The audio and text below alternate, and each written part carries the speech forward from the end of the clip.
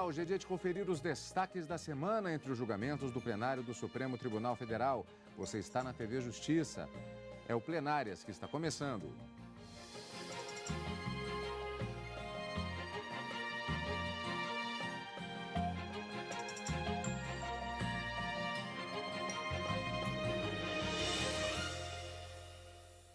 Hoje com os destaques das sessões dos dias 20 e 21 de novembro de 2013. Karina, além da movimentação das sessões plenárias do Supremo, nesta edição nós vamos ver também as audiências públicas. Nesta semana tivemos audiência pública a respeito de tema polêmico em perspectiva de julgamento no plenário do Supremo e já temos audiência pública prevista também para a próxima semana. Tudo isso na edição de hoje. Mas voltando aos julgamentos da semana, quarta e quinta-feira, vários temas, inclusive processos de grande repercussão na área penal, marcando especificamente a sessão da quinta-feira. E muita variação de temas na quarta. Exatamente. Na quarta-feira, os ministros declararam uma lei de Santa Catarina como sendo inconstitucional e declarou também inconstitucional um índice de correção monetária que era aplicado para os balanços entregues por pessoas jurídicas, por empresas, porque ele não refletiria efetivamente o valor da inflação nos meses que foi determinada a sua aplicação. E na quinta-feira, como você mesmo disse, nós tivemos o recebimento de uma ação penal contra mais um parlamentar federal e também o julgamento de um recurso do deputado federal conhecido popularmente como Tiririca, que acabou confirmando a sua absolvição sumária em razão de fatos ocorridos na eleição, quando ele foi eleito deputado federal. Há detalhes interessantes até do ponto de vista processual nesse caso, porque foi uma ação penal, na verdade não uma ação penal, mas uma apelação na ação penal, como vamos ver daqui a pouco. E isso é um detalhe também ainda sobre a quarta-feira, Karina.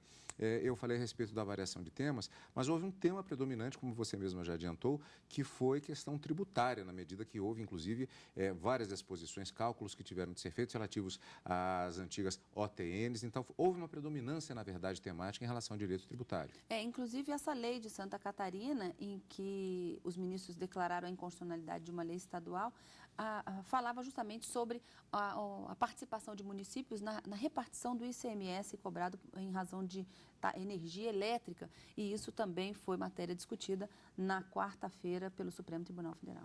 E vamos conferir, portanto, fatiando os temas da semana, como sempre. Na sessão da quarta, os ministros do Supremo julgaram, portanto, 4 recursos extraordinários que trataram da aplicação de indexador para correção monetária do imposto de renda de pessoas jurídicas. Vamos rever. Os primeiros recursos julgados foram impetrados por 2 empresas contra a decisão do TRF da 4ª Região, que considerou constitucionais 2 leis de 1989 que fixaram um indexador, a OTN, para a correção monetária. As 2 empresas argumentam que isso implicou na tributação de um lucro fictício, fazendo com que as empresas recolhessem imposto de renda e contribuição social indevidos. Assim, alegam que para impor exigência de imposto sobre patrimônio, seria necessária a edição de lei complementar, como determina a Constituição.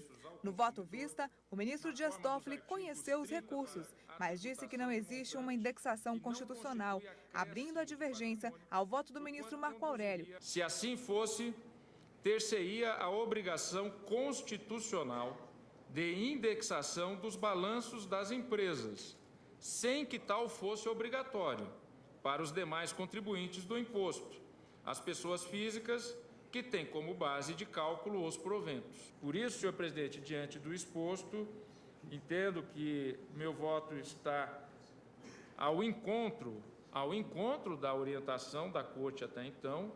É evidente que sempre pode haver modificação, mas o voto que trago entendo que encontra-se firme na orientação da Corte.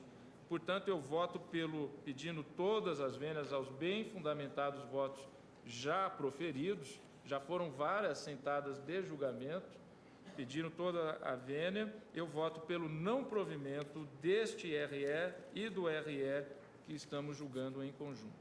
O ministro Luiz Fux acompanhou a divergência, alegando que não cabe ao judiciário definir correção que o próprio legislador não fez. Como não há um conceito constitucional de renda real, não cabe ao Poder Judiciário definir correção monetária onde a lei não o fez, sob pena de substituir-se o legislador em matéria de sua competência. Peço vênia para acompanhar a divergência aberta pelo ministro Dias Toffoli. Para o ministro Joaquim Barbosa, a troca do índice segue uma linha arbitrária e, por isso, ele concedeu o pedido. A maioria dos ministros deu provimento aos recursos. Se alterou o período de coleta de dados numa época de inflação elevadíssima e descontrolada, uma época de extrema especulação financeira e de insuficiência de meios de intervenção no domínio econômico e de controle, tampouco de controle do sistema financeiro. De maneira que eu também acompanho o eminente relator e proclamo o resultado.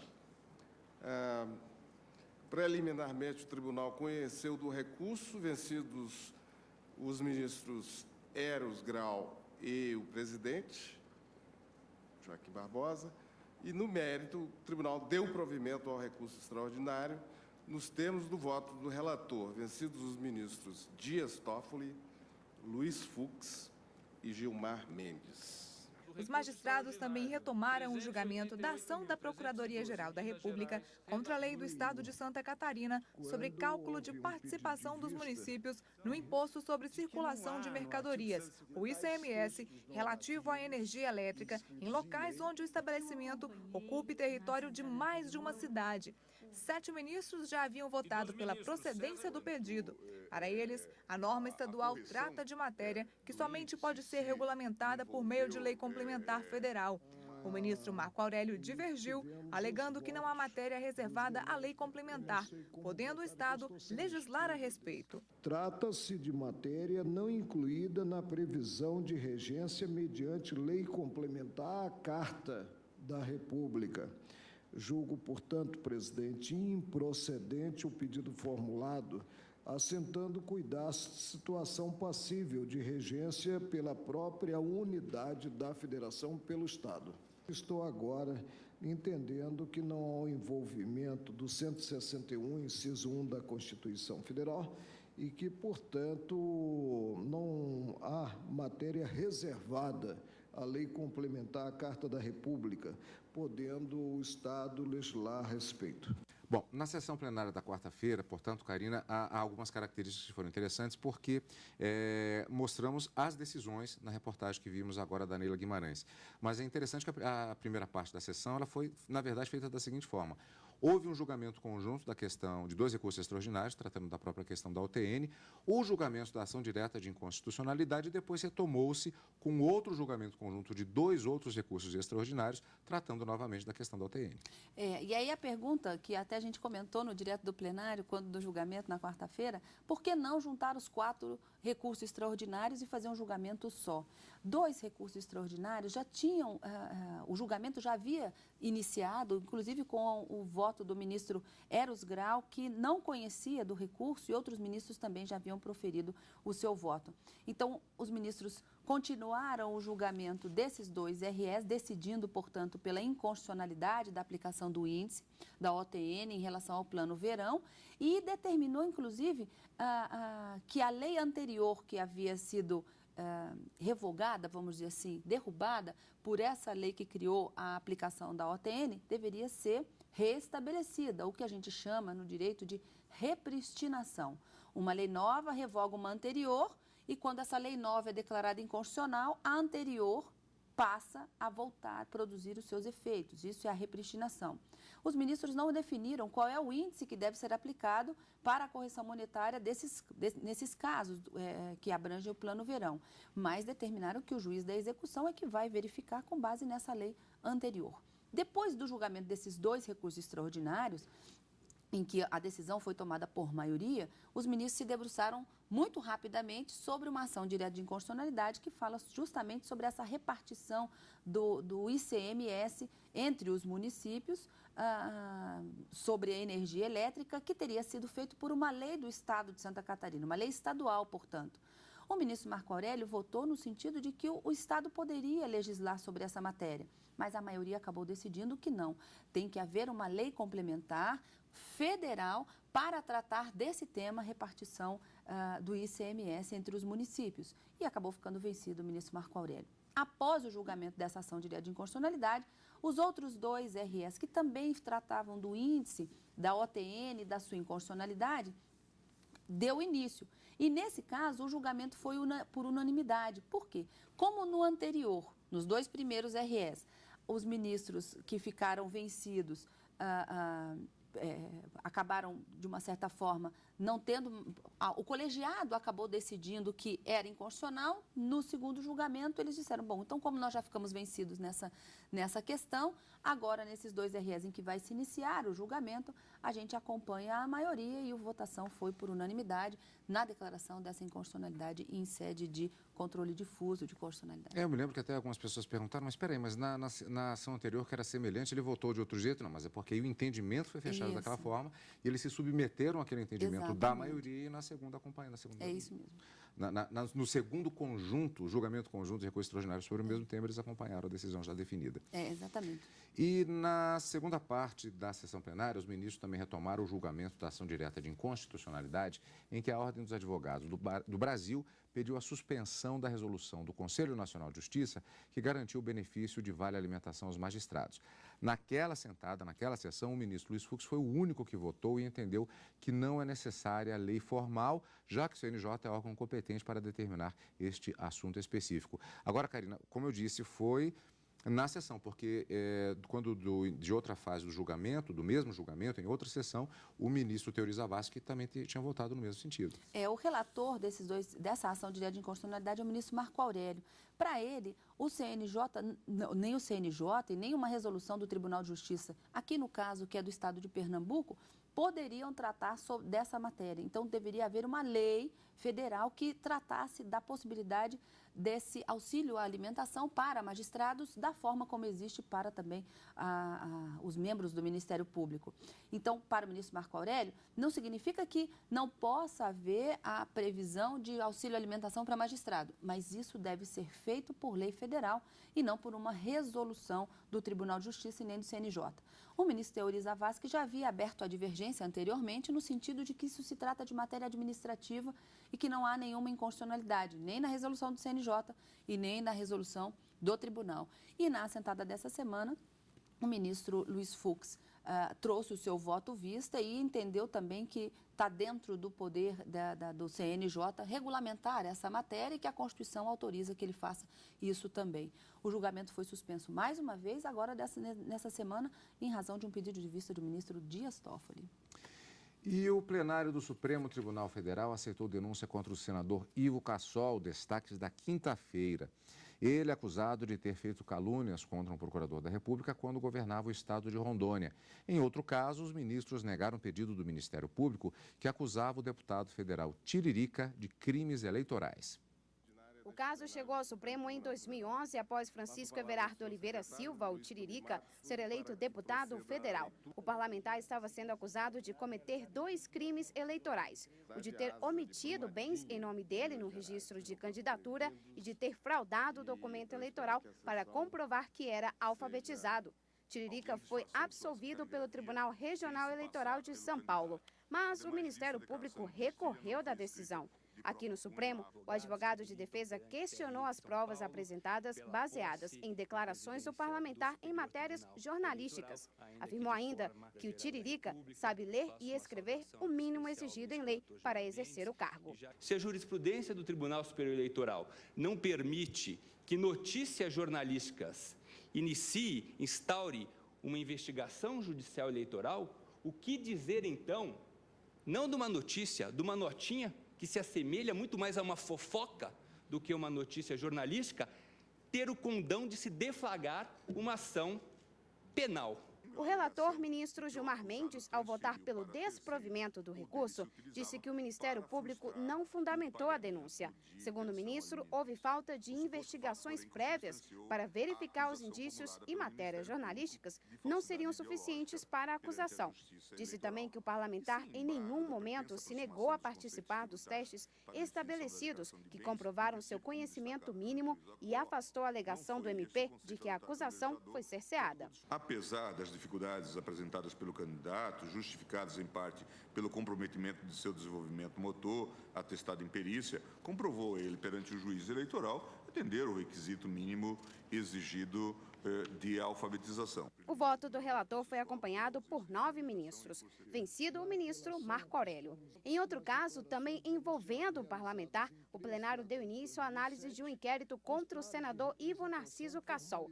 Na denúncia, Cassol é acusado de supostamente ter dito calúnias em entrevistas à rádio e televisões contra o procurador da República, Reginaldo Pereira da Trindade. O crime contra a honra do procurador teria sido praticado de agosto de 2007 a março de 2010, época em que o senador era governador de Rondônia. Nas entrevistas, ele acusava o procurador de ter participação na extração ilegal de madeiras e diamantes de uma reserva indígena do estado e também de fraude processual e corrupção de testemunha. O relator, ministro Marco Aurélio, durante o voto, afastou o ponto da denúncia que pedia o aumento da pena pelo fato das ofensas terem sido dirigidas a um servidor público, além de ter concluído pela prescrição dos fatos anteriores a 21 de novembro de 2009. Eu afasto por inconstitucional, presidente, o inciso que versa a causa de aumento à prática criminosa contra servidor público, que está no inciso 2 do 141.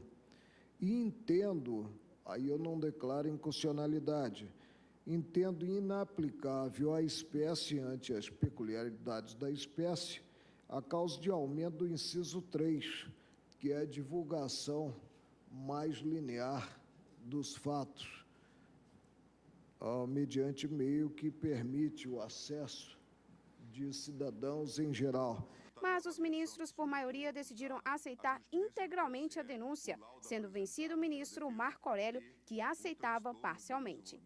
Bom, no caso, a denúncia oferecida no inquérito contra o senador Ivo Cassol foi recebida, transforma-se o inquérito em ação penal. Isso, transforma-se em ação penal. E aqui nós temos uma particularidade que eu queria comentar, como fizemos durante o julgamento na quinta-feira. Trata-se de crime de calúnia. O crime de calúnia está elencado no Código Penal dentre os crimes contra a honra, calúnia, injúria e difamação. Normalmente, como regra, esses crimes, eles são processados por meio de queixa-crime, ou seja, são ações penais de natureza privada. Mas, nesse caso, houve uma denúncia e a pergunta é, por quê?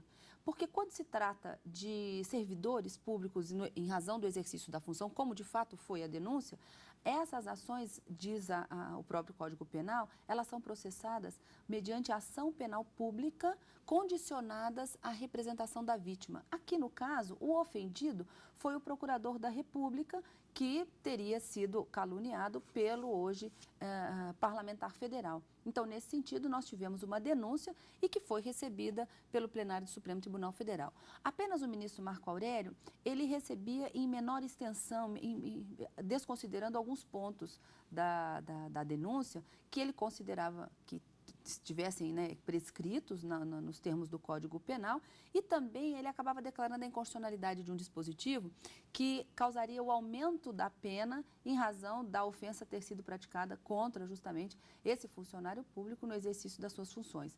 Mas a maioria dos ministros, nesse julgamento, acabou recebendo a denúncia na íntegra, de forma integral, deixando para se pronunciar sobre a eventual inconstitucionalidade ou não desse dispositivo, nessa causa de aumento de pena, durante o julgamento, quando lá no finalzinho, na sentença, eles tiverem que se manifestar. Então, nós temos mais uma ação contra um parlamentar aqui no Supremo Tribunal Federal.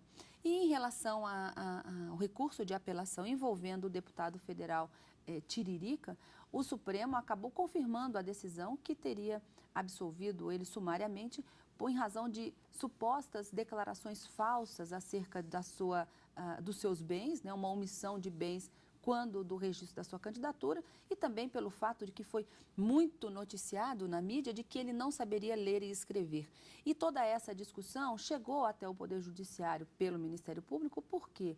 No que tange a essa ausência de alfabetização, nós sabemos que a Constituição Federal exige para você ser candidato a qualquer mandato eletivo, é necessário que você não seja analfabeto.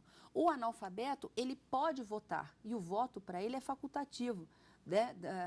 dos 16 aos 70, ele é facultativo sempre. Mas para que você seja eleito para algum mandato eletivo, a situação do analfabetismo, ela afasta, é uma hipótese de inelegibilidade.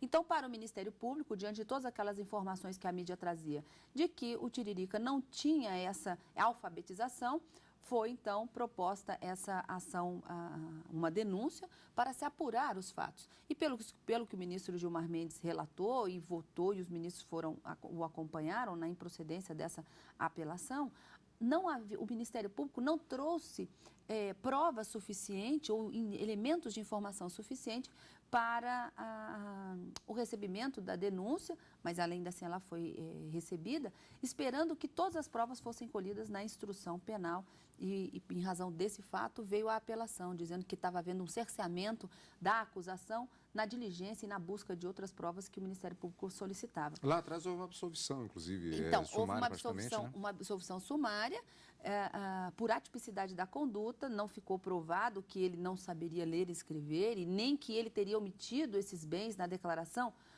para fins eleitorais, então não havia qualquer prova que levasse à condenação e houve então essa absolvição sumária. Contra essa decisão, o Ministério Público veio ao Supremo para tentar reverter essa situação e acabou se confirmando aquela decisão proferida pelo Tribunal Regional Eleitoral do Estado de São Paulo, confirmando, portanto, que não houve qualquer tipo de crime cometido pelo deputado federal Tiririca, arquivando-se, portanto, esse assunto.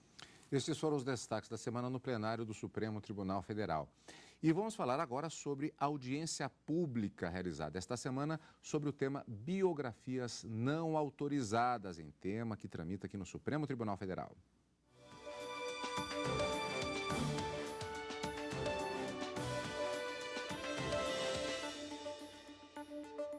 17 representantes da sociedade civil, do Legislativo e do Executivo participaram esta semana no Supremo da audiência pública sobre a necessidade de autorização prévia da família ou do personagem central para a publicação de biografias.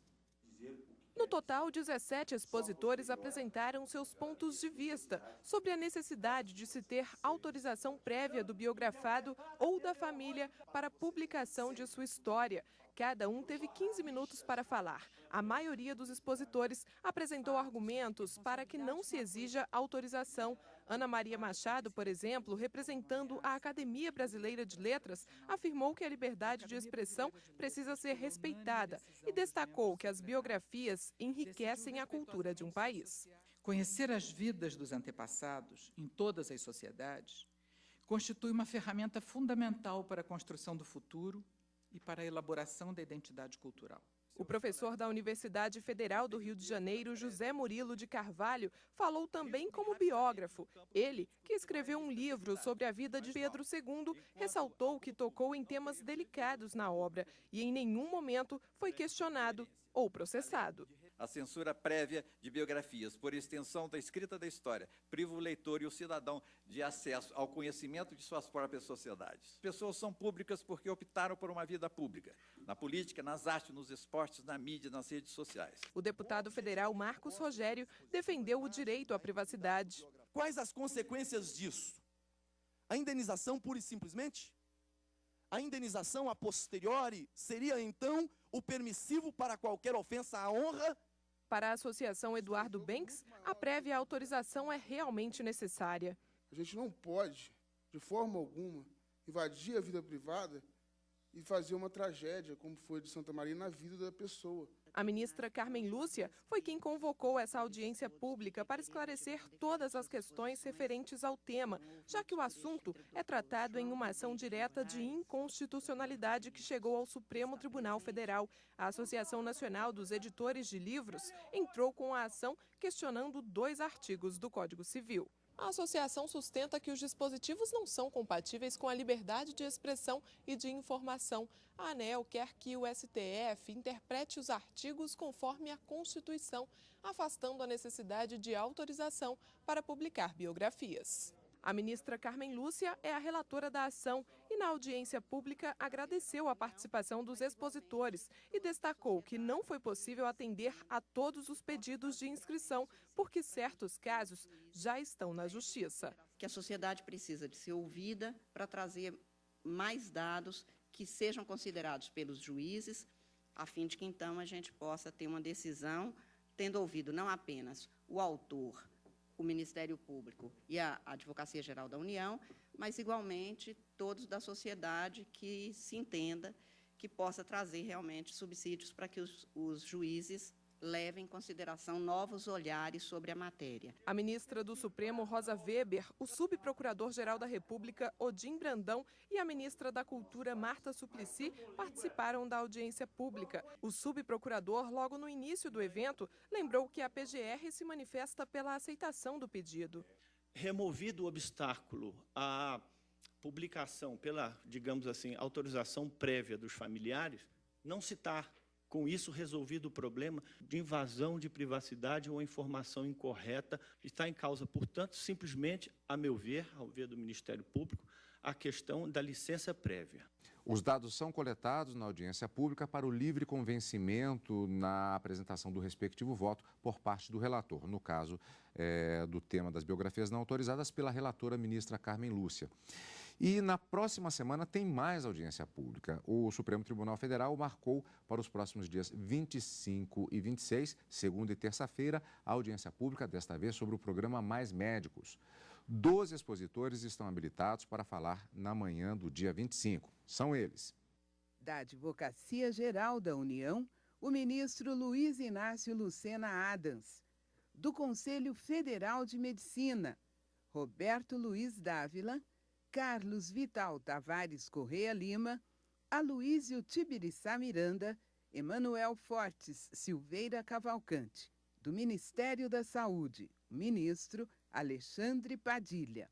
Da Associação Médica Brasileira, Florentino de Araújo Cardoso Filho, José Luiz Bonamigo Filho. Do Ministério da Educação, Vinícius Ximenes Muricy da Rocha e Maria Rosa Loula, Confederação Nacional dos Trabalhadores em Seguridade Social. Antônio Rodrigo Machado, Ministério Público do Trabalho, Sebastião Vieira Caixeta. Esta audiência pública foi convocada pelo ministro Marco Aurélio e você também vai acompanhar ao vivo aqui pela TV Justiça. E na próxima semana também vamos acompanhar ao vivo as sessões do plenário do Supremo Tribunal Federal. Na quarta e na quinta-feira ao vivo e no final de semana com plenárias. Obrigado pela companhia como sempre e continue conosco aqui na TV Justiça.